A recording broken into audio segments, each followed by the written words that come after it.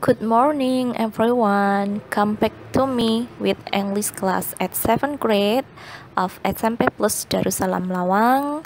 Apa kabar kalian hari ini? How are you today? Semoga baik-baik saja ya. I hope you are fine. Now, before start our lesson, let's pray together.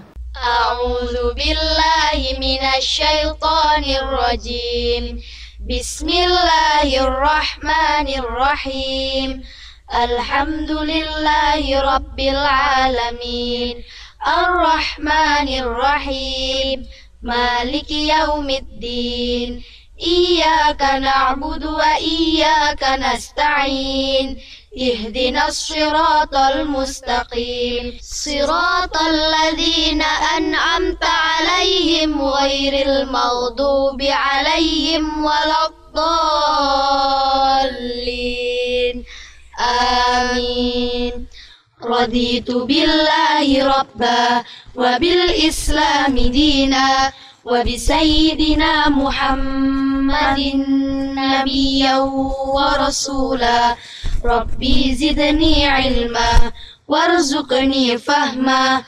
اللهم فقهني في الدين وعلمني التأويل برحمتك يا عليم يا رب العالمين. On this opportunity, we will state about things. Di kesempatan kali ini kita akan membahas tentang benda. Ya, gambar pertama bisa kalian lihat. Di situ ada benda yang kita sebut sebagai papan tulis, kemudian jam dinding, kemudian ada tempat sampah, kemudian ada meja, kursi, dan papan lainnya. Itu berarti menandakan bahwa benda-benda tersebut berada di ruang kelas. Sedangkan yang sebelahnya lagi, itu ada gambar kursi berwarna merah atau sofa berwarna merah. Nah, di situ ada berapa bantal, berapa jumlah sofanya, berapa jumlah bantalan tempat duduknya. Ya, berarti itu menandakan kalau ada sofa, ruangan apa yang bisa diletakkan sofa. Semua tahu bahwa itu adalah ruang tamu. Oke, di sini kita membahas tentang ruang dan benda-benda yang ada di ruang tersebut. Kita lanjut.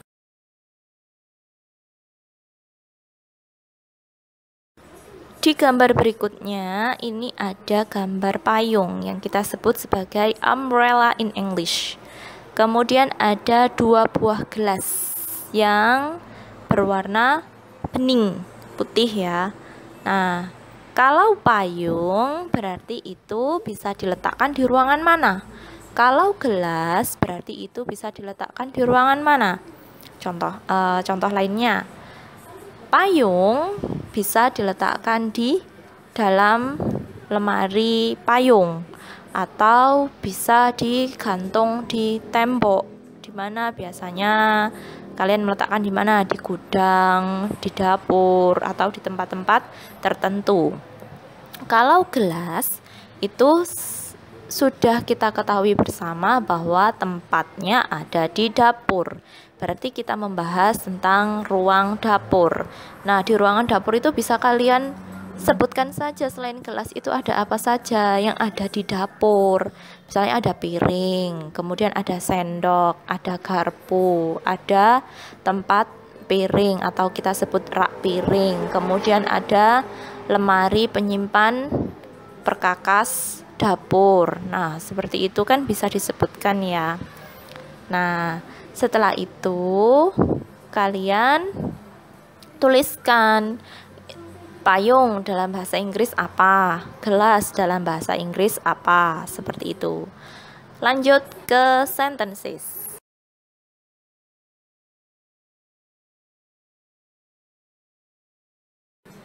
Di sentences saya akan menjelaskan tentang beberapa poinnya. Itu tadi yang sudah disebutkan di ruangan kelas, ya, itu ada papan tulis, ada meja, ada kursi. Maka kita tuliskan itu dalam sebuah kalimat. Sentences is kalimat. Yang pertama itu ada in my class have one blackboard. Di kelas saya memiliki satu papan tulis. Kemudian 30 chairs, 30 kursi. 30 tables, 30 meja. One teacher's table, satu mejanya guru, etc. dan lain sebagainya. Kemudian yang kedua, the second one, I have one sofa. Saya punya satu sofa. Next, my sister have one umbrella. Jadi tadi kan payungnya ada satu ya, kita sebutkan one umbrella. Next, the last one, yang terakhir, my mom have two glasses. Di gambar sebelumnya kan ada 2 gelas. Maka di sini saya tuliskan sentences-nya, my mom have two glasses. Ibu saya punya 2 gelas.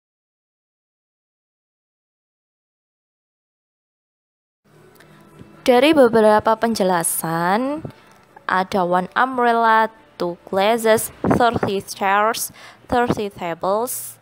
Nah, itu berarti kita bisa menarik garis kesimpulan bahwa yang kita bahas sekarang, selain nama-nama benda dan ruangannya, kita juga membahas tentang singular noun.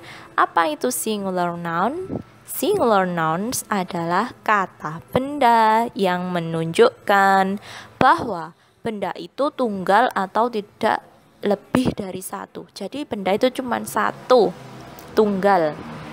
Nah, kalau pemakaian singular noun sering diawali dengan kata sandang atau en yang kita sebut biasanya sebagai partikel. Nah, fungsinya gimana? Kalau atau en itu adalah benda yang dapat dihitung tapi tidak diketahui dengan pasti. Jadi kayak contohnya gelas bisa dihitungkan, tapi kita nggak ngerti di dalam dapur itu ada berapa gelas. Maka kita sebut sebagai a glasses, a glass, begitu ya. A umbrella, an umbrella. Apa bu bedanya atau en? Oke.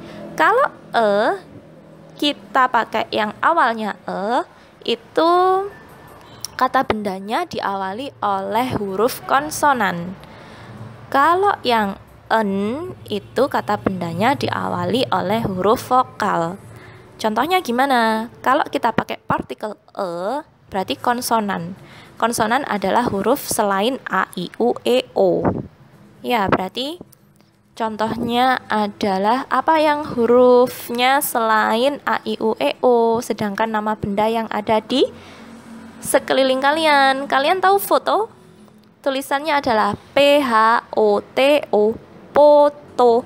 Maka di depannya itu harus ditambahi partikel E karena depannya huruf P. Berasal dari kata foto, foto ya penulisannya. P and H kita baca sebagai huruf F. Bukan lagi foto, but foto. Nah, kalau menggunakan partikel en itu diawali oleh huruf vokal. Jadi nama bendanya harus huruf vokal. Yang gambar tadi lebih gampangnya. Kita sudah melihat gambar payung. Apa bahasa Inggrisnya payung? Umbrella, tulisannya umbrella, diawali oleh huruf U. Huruf U berarti masuk huruf vokal, berarti an umbrella. Kalau contoh lainnya misalnya apple, tulisannya apple, ya berarti di depannya itu harus ditambah huruf en atau partikel en, bukan lagi karena apple yang depannya tadi A itu kita masuk dalam huruf vokal. Jadi partikel awalnya menggunakan partikel en. Bisa dimengerti? Nah, yang ini adalah plural noun. Plural adalah kata benda yang menunjukkan benda itu jamak. Jadi kalau singular itu adalah satu, kalau plural itu itu kita menyebutkan bendanya itu jamak, berarti lebih dari satu. Ada ketentuannya nih, apa? Apabila bentuk awal plural nouns digunakan dalam bentuk kalimat, maka kata kerja yang digunakan adalah kata kerja tunggal, yaitu dengan menambahkan s, es, atau es. Contohnya itu kayak tadi ya, gelas, 2 gelas. Tulisannya adalah GLES. Karena tadi gelasnya ada jamak, ada banyak ya, lebih dari satu, maka belakangnya ditambahkan s. Kemudian di bawahnya, plural dapat diawali dengan kata sandang the, benda yang dapat dihitung dengan pasti. Jadi kalau kalian sudah mengetahui, oh di lemarinya mama itu sudah ada 10 piring, maka di depannya harus the 10 plate. Kemudian, oh di ruangan kamarku itu sudah ada 2 bantal. Berarti 2 bantal disebutkan apa bantal dalam bahasa Inggris? Sampailah kita di slide yang terakhir, yaitu assignment, atau dalam bahasa Indonesia kita sebut sebagai tugas. Yang pertama, buatlah daftar benda yang ada di rumahmu. Kemudian hitung jumlah benda yang ada di sekitarmu. Tuliskan di buku tulis. Buatlah kalimat seperti contoh yang sudah dijelaskan pada slide sebelumnya. Kemudian, setelah kalian mengerjakan, dibuat kolom-kolom. Ya, di situ kalian buatkan kolom, misalnya kalian mau menyebutkan benda-benda itu yang ada di ruang kamar. Berarti ruang kamar itu apa? Bahasa Inggrisnya, benda-bendanya itu ada apa saja? Ada berapa jumlahnya? Seperti itu. Kalau kalian ingin menyebutkan benda-benda yang ada di dapur, maka dapur itu apa bahasa Inggrisnya? Benda-bendanya apa saja yang ada di sana? Jumlahnya berapa? Itu tuliskan dalam kolom atau tabel. Setelah itu, tabelnya difoto, dikirim ke nomor saya.